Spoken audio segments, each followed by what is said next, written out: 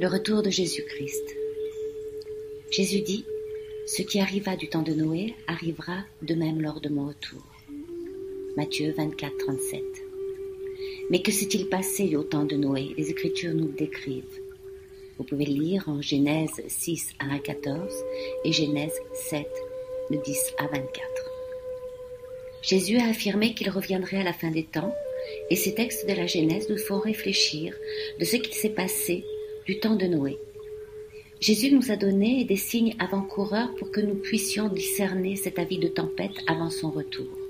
Alors, que s'est-il passé du temps de Noé pour que le Dieu du ciel déverse un déluge sur toute la terre pour anéantir toute une civilisation humaine en y incluant tous les animaux et en épargnant seulement 8 personnes ainsi qu'un nombre bien défini de couples d'animaux de chaque espèce?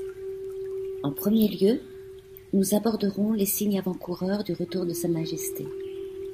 Ensuite, le déluge universel.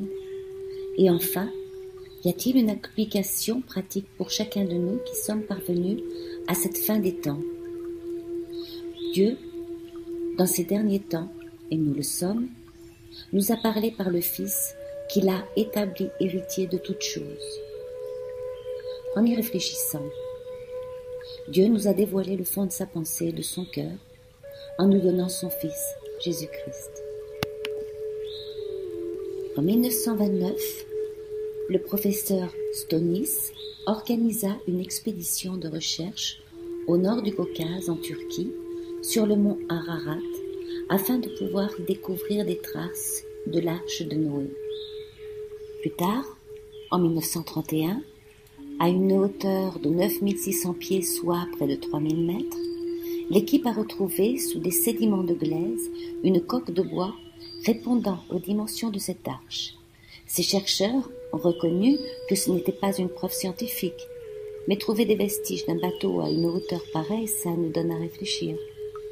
À cette même époque, il y eut une autre exploration à la recherche de cette fameuse arche, organisée par le géologue Houlet. Mais cette fois-là, ce fut à Ur, la patrie du patriarche Abraham en Irak. Son équipe d'archéologues, en creusant, ont retrouvé une ancienne civilisation qui avait laissé des poteries de toutes sortes, des céramiques, de la coutellerie et des armes de l'époque. Après avoir creusé d'une profondeur d'environ 8 pieds, il n'y avait plus rien. Ils ont continué à creuser plus profond et quelle ne fut pas leur surprise de découvrir une autre civilisation encore plus ancienne. Bien sûr, on ne peut pas prouver que c'étaient des traces incontestables et certaines de ce déluge universel de l'époque de Noé. Mais dans les traditions anciennes, grecques, hindoues, tibétaines, babyloniennes, on retrouve des traces d'un déluge d'eau. Même, un jour, des archéologues ont retrouvé des mammouths en Arctique, dans le pergélisol, avec de l'herbe dans la bouche, démontrant ainsi une inondation planétaire soudaine d'une violence inouïe. Nous lisons en Genèse, chapitre 7, verset 11, « En ce jour-là, toutes les sources du grand abîme jaillirent, et les écluses des cieux s'ouvrirent. » Le docteur Contenou, dans ses recherches en Mésopotamie, divise l'histoire des rois en 2 parties. La première partie avant le déluge, et la deuxième après le déluge. Notez qu'un déluge universel d'une telle ampleur a radicalement changé la géologie de la planète. Est-ce que le mot « décréation » serait approprié dans cette réflexion? Peut-être.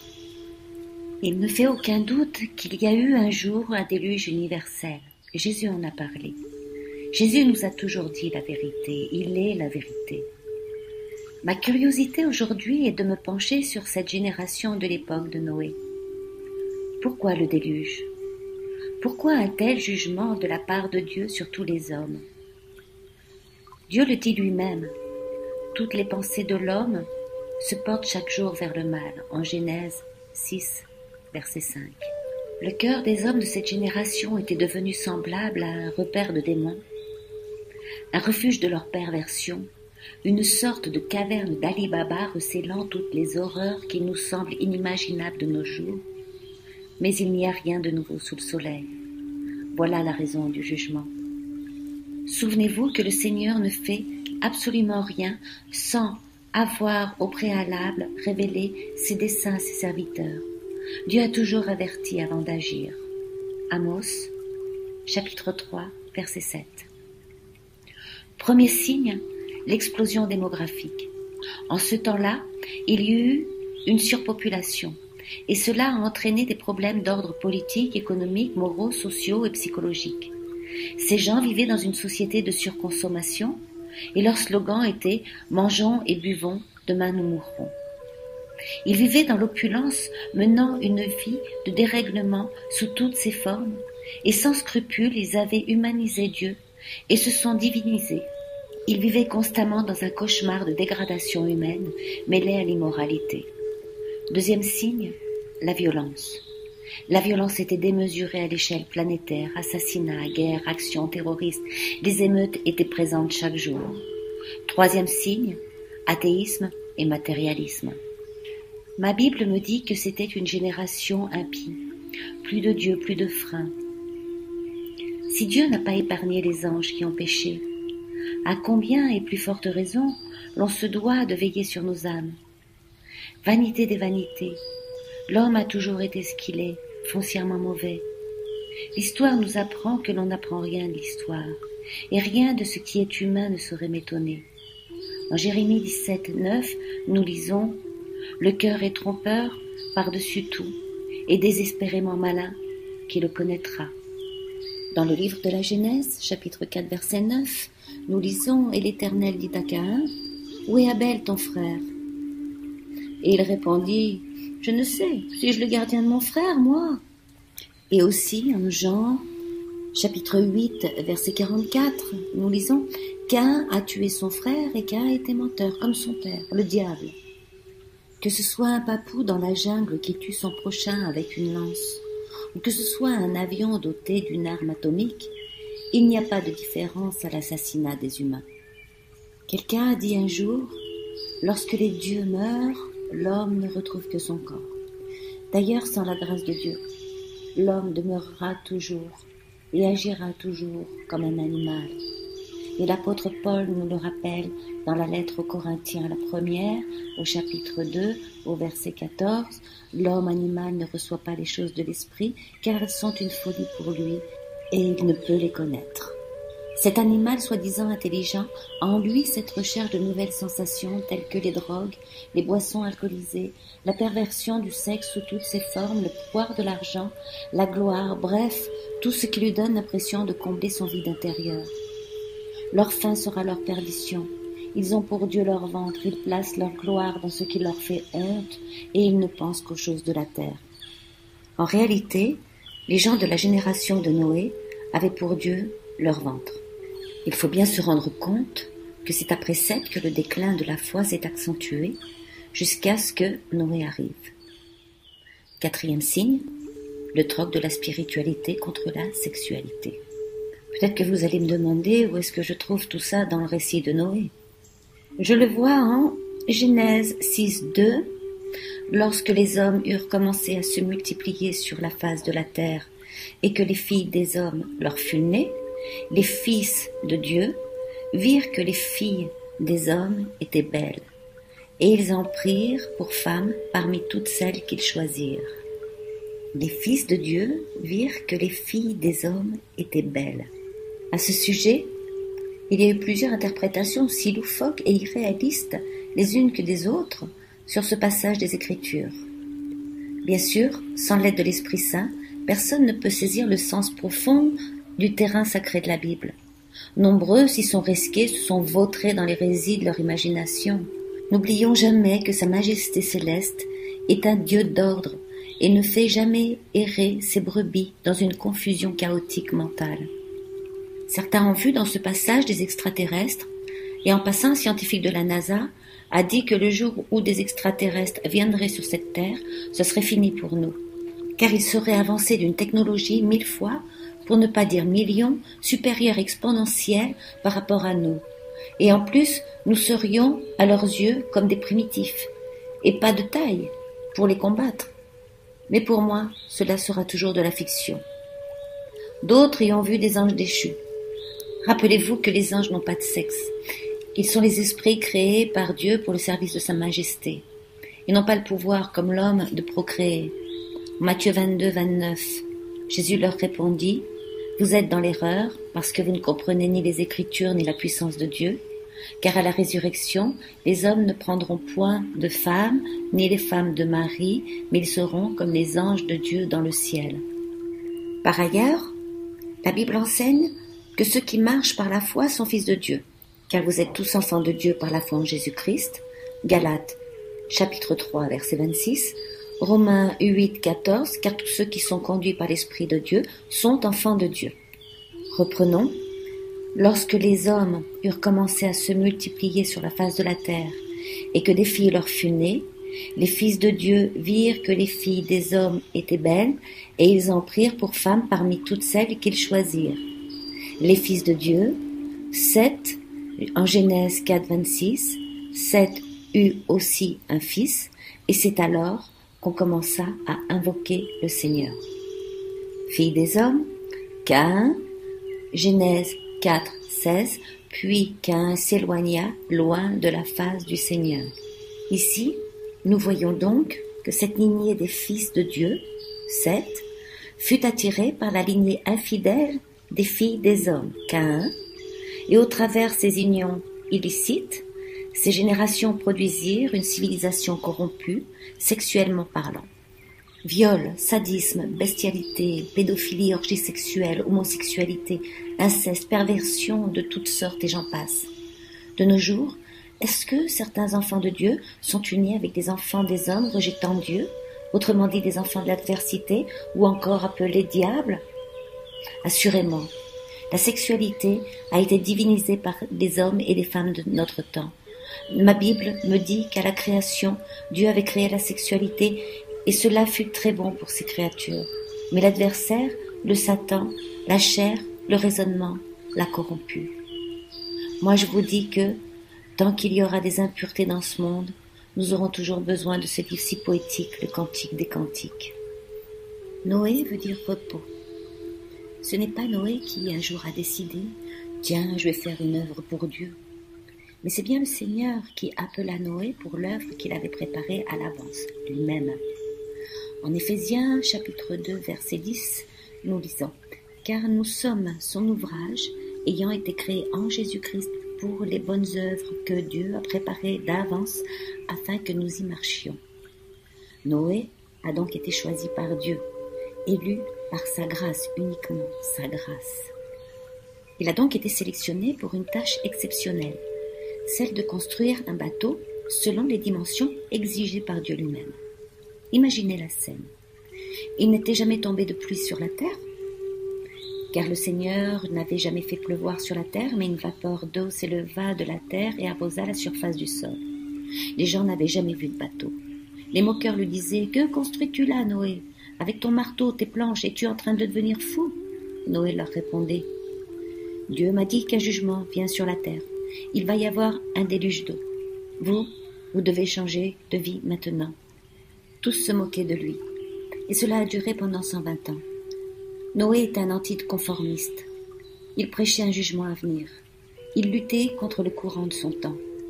J'oserais dire que chaque coup de marteau était, passez-moi l'expression, un message de l'Évangile. Ce contre-courant de révolte, d'immoralité, la religion aussi de nos jours impacte de nombreux chrétiens dans cette vague populaire. Pourtant le Seigneur nous avertit, ne vous conformez pas au siècle présent, en Romains chapitre 12 verset 2. Oui, Noé a très certainement beaucoup souffert, car il n'a jamais vu un seul signe concret le poussant à la construction de cette arche et du jugement à venir, mais il y a cru jusqu'au bout. Il a pour ainsi dire porté la croix du Christ comme Simon de Cyrène au travers les moqueries. L'arche est maintenant terminée. C'était le spectacle de l'année en l'an 600 de la vie de Noé. Tous ces moqueurs étaient rassemblés pour voir tous ces animaux qui entraient deux par deux, selon leur espèce, dans l'arche ainsi que Noé et sa famille, soit 8 personnes en tout. Regardez attentivement avec moi ce récit que Dieu, le Saint-Esprit, nous a laissé. Dieu laisse la porte de l'arche ouverte encore 7 jours de grâce, comme sachant bien que personne d'autre ne viendrait s'y réfugier. De nos jours, lorsque nous annonçons qu'un jugement planétaire s'en vient bientôt avec le retour de Jésus-Christ, les moqueries ne manquent pas non plus. Ce n'est pas grave puisque nous sommes avertis. Dans l'épître de Pierre, chapitre 3, il est écrit « Sachant tout d'abord ceci, qu'au dernier jour, il viendra des moqueurs qui se conduiront selon leur convoitise, et qui diront « Où est la promesse de son avènement? Car depuis que nos pères sont morts, toute chose demeure comme depuis le commencement de la création. » D'après ce que je peux voir aujourd'hui, tous ces signes avant-coureurs sont déjà en marche maintenant. Est-ce que vous y croyez, vous, aujourd'hui? Comme nous l'avons remarqué, Noé et sa famille sont dans l'arche et la porte est encore ouverte. Noé n'a même pas pris cette lourde responsabilité de fermer cette porte. C'est Dieu lui-même qui l'a fermée, la porte de la grâce. La point de non-retour était franchie. Et à propos, pendant que j'y pense, saviez-vous aussi qu'à sa venue sur terre, Jésus a pour ainsi dire inauguré l'ère messianique et que lors de son retour, notre monde aura atteint son point de non-retour. Ce sera l'heure du jugement dernier, le jour d'où la mort sera anéantie, décédée à jamais. Oui, il est vrai que Dieu est amour, mais n'oubliez jamais qu'il est aussi justice. Et ça, bien des gens fuient cette vérité pourtant bien visible à la lecture des Écritures. C'est Jésus qui fermera définitivement la porte du salut par grâce, pas l'homme. Voilà, maintenant Dieu ferme la porte de l'arche. Observons le ciel s'assombrir. Imaginons ce vent glacial venant du nord, cette pluie tombant en trombe, les écluses des cieux ouvertes et les sources du grand abîme jaillissant sur toute la terre. C'est un véritable débordement de la colère de Dieu. Maintenant la panique est sur toute la terre et les rues et les chemins deviennent très vite des rivières. C'est d'une violence inouïe et l'arche commence à flotter. Les gens frappent à la porte en hurlant « Noé, Noé, ouvre-nous, nous sommes en train de périr !» Mais il est trop tard. Cette catastrophe est universelle et a duré près de 370 jours en tout. Tout ce qui se mouvait sur la terre périt. Tout ce qui avait respiration mourut. À cette époque, les hommes vivaient des centaines d'années. Mais après le déluge, le Seigneur Dieu Tout-Puissant a réduit l'âge des humains d'un maximum de 120 ans, avec une régression progressive de 80 ans. Et malgré tout ça, l'homme continue à pécher pendant toutes ces années. Notez qu'après le déluge, Dieu fit alliance avec Noé et plus tard avec Abraham, Moïse et David, afin que Christ introduise sa nouvelle alliance, l'ère messianique. En Jérémie 31, versets 31 à 34, nous lisons « Je mettrai ma loi au-dedans d'eux, et je l'écrirai dans leur cœur, et je serai leur Dieu, et ils seront mon peuple. » C'est à cause de la faiblesse humaine que la nouvelle alliance doit succéder à la première. Que fera le Seigneur? Réduire ses exigences ou transformer le cœur de l'homme? Ma Bible dit, c'est Dieu qui prend l'initiative. Ce n'est pas un accord entre parties égaux. C'est Dieu qui établit les règles. L'arche de Noé est un type de Jésus-Christ dont il a dit de lui-même qu'il est la porte et que si quelqu'un entre, par lui, il sera sauvé. Les signes avant-coureurs de mon temps. Premier signe, l'explosion démographique. Le 1er novembre 2011, l'ONU a annoncé à la planète qu'on était rendu à 7 milliards d'humains sur la Terre. Il naît environ 150 bébés à la minute sur la Terre. Il naît environ 9000 bébés à l'heure. Il naît environ 216 000 bébés par jour. Il naît environ 6 480 000 bébés au mois. Il naît environ 77 700 000 bébés par année. Bien sûr, il y en a qui meurent. Mais même là, les statistiques nous disent qu'en 2025, nous aurons atteint près de 9 milliards d'humains. Et quand on pense que 2 personnes sur 3 ne mangent pas à leur faim, regardez vers quelles difficultés on se dirige. Par exemple, les fluctuations sur les prix sont en croissance exponentielle, ce qui est une menace pour la sécurité alimentaire mondiale. À partir de 2008, la production de céréales, maïs, orge, blé, riz, etc. a quasiment doublé de prix à la consommation. La lutte contre le gaspillage incontrôlé est un élément clé qui devra intervenir dans les changements d'habitude globales. La surpêche menace dès à présent la disparition de plusieurs espèces. La déforestation active, le réchauffement de notre planète. On est déjà passé au stade de point de non-retour. et nous savons que la planète vit à crédit. De nos jours, les hommes et femmes vénèrent la modernité comme un nouveau Dieu. Notre société de surconsommation préfère jeter que pérenniser, remplacer plutôt que d'améliorer et rire plutôt que de réfléchir.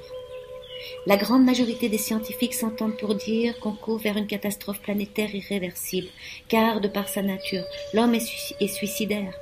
Je ne sais pas où on s'en va, mais soyez assurés qu'on y va directement. L'iceberg qui menace l'humanité, pour ainsi dire ironiquement, la disparition des icebergs.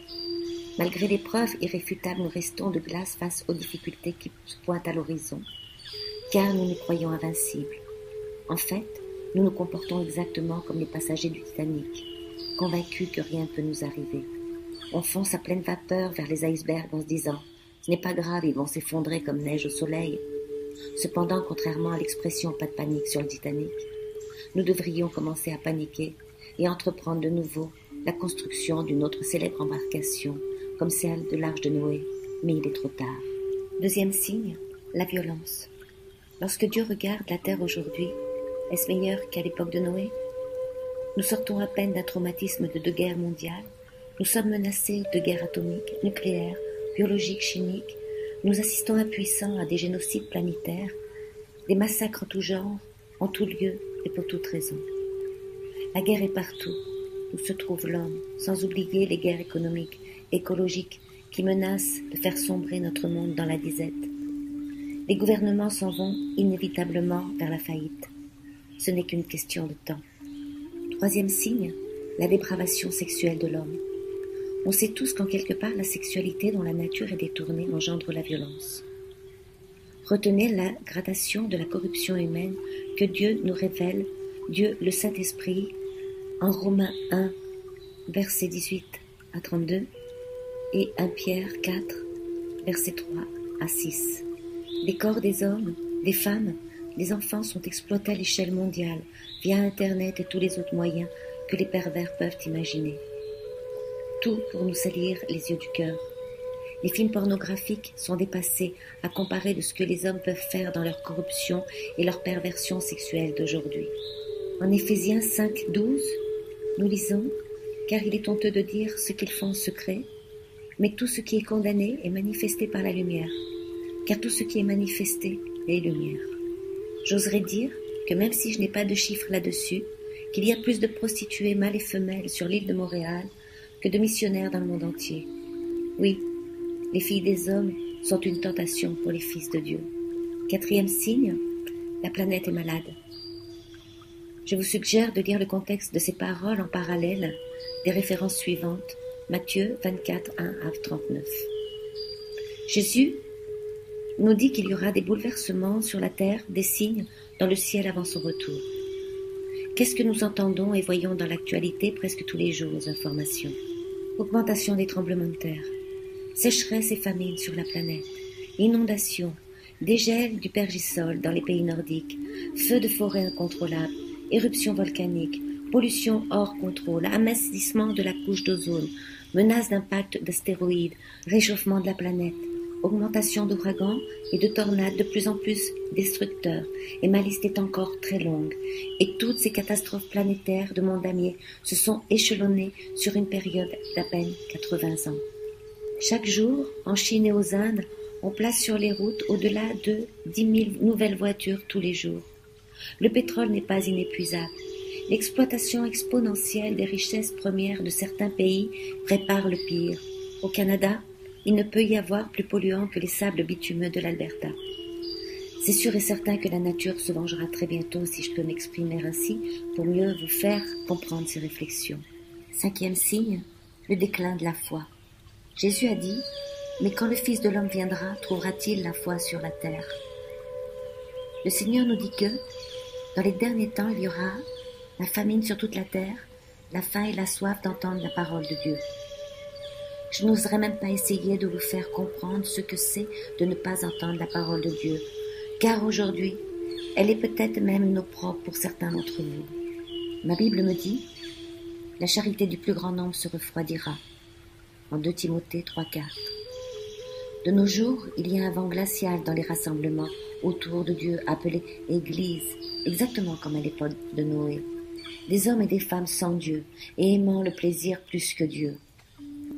Ces soi-disant chrétiens ne supportent plus la sainte doctrine et se donnent une foule de faux docteurs, pasteurs ou évangélistes selon leurs propres désirs et se tournent vers les fables mensongères, diaboliques, voulant annuler la grâce et mettant en avant le mérite de l'homme, lui attribuant des fonctions quasi divines.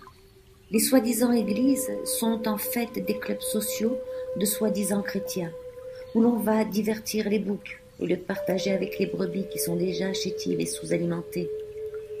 Voilà bien sommairement les signes avant-coureurs sur le retour de Jésus, comme je le vois aujourd'hui. Cet événement sera du jamais vu, et surtout unique. Il sera inconnu de la plupart des gens. Son retour sera imprévisible et inattendu, car le Fils de l'homme viendra à l'heure où vous n'y penserez même pas. Il est écrit qu'il va bien y avoir diverses obédiences atteintes de la grande noirceur spirituelle, et je ne pèse pas mes mots. Ces faux docteurs de la parole humaniseront Dieu pour diviniser leurs croyances religieuses bizarres et hérétiques. Mais pourquoi est-ce que Jésus revient? Il revient comme le roi des rois et le Seigneur des seigneurs, dans sa souveraineté absolue, pour rétablir toutes choses. En Apocalypse 21:1, puis je vis un nouveau ciel et une nouvelle terre, pour qu'il soit glorifié par les siens. En 2 Thessaloniciens 1:10, Jésus reviendra et en ce jour-là, il sera glorifié par ses saints et admiré par tous ceux qui auront cru, pour remettre la royauté à son Père. 1 Corinthiens 15:24. Ensuite viendra la fin, quand il remettra le royaume à celui qui est Dieu et Père, après avoir détruit toute domination, toute autorité et toute puissance diabolique, pour qu'il puisse régner sur le monde. Apocalypse 11:15. Et il y eut dans le ciel de fortes voix qui disaient: le royaume du monde est remis à notre Seigneur et à son Christ, et il régnera au siècle des siècles. Pour mettre en lumière tout ce qui est caché. 1 Corinthiens 4:5. Le Seigneur mettra en lumière tout ce qui est caché dans les ténèbres. Pour juger les vivants et les morts. Matthieu 25:31-46. En résumé, tous ceux qui auront des comptes à rendre au Seigneur devant le grand trône blanc, pour prendre éternellement les siens avec lui. Jean 14:3. Jésus dit: croyez en Dieu et croyez en moi. Il y a plusieurs demeures dans la maison de mon Père. Si cela n'était pas, je ne vous l'aurais pas dit. Je vais vous préparer une place, et je reviendrai vous chercher. Et il y a encore beaucoup d'autres raisons sur son retour, dont je ne peux vous énumérer faute d'espace sur cette évidence. Dans l'histoire, il y a eu beaucoup de spéculations aussi loufoques les unes que les autres sur le retour de Jésus-Christ. Mais en ce qui me concerne, peu importe si cela vous choque, lorsque Jésus reviendra, c'en est fini, ce sera la fin des temps, ce sera l'heure de rendre des comptes à sa majesté céleste. La mort et le temps seront décédés, nous serons tous dans le monde de l'éternité, une éternité glorieuse pour certains et une éternité honteuse pour tous les autres qui n'auront pas cru en Jésus-Christ. Soyez prêts et vigilants quant à la vérité, soyez bibliques en tout temps, recherchez la saine doctrine, et en plus, je vous dis que l'homme ne peut pas être heureux tant et aussi longtemps qu'il n'aura pas trouvé une seule raison pour laquelle il vaut la peine de mourir. Et pour moi, Christ est ma vie, et la mort m'est un gain. Le retour de Jésus-Christ est mon espérance, et ma prière pour chacun de vous est que si aujourd'hui vous n'êtes pas connu du Seigneur, je vous supplie d'aller à Jésus avant son retour, car n'oubliez jamais qu'il existe un chemin qui s'appelle plus tard et qui ne mène à nulle part. Amen et Amen.